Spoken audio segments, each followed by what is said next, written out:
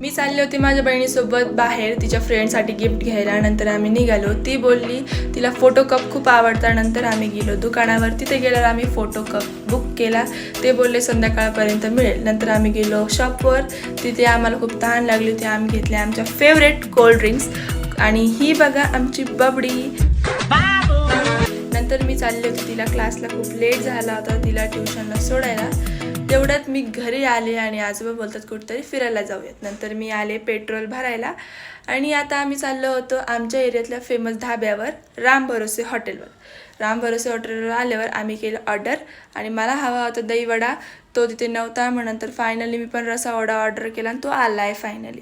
मी घरी आल्यावर करत होते प्रियासोबत टाईमपास आणि तेवढ्यात आलेत माझे आजोबा. त्यांनी आणले आहेत आमच्यासाठी ढोकळा आणि आमची प्रिया तुमच्यासाठी काय बोलतीये बघा.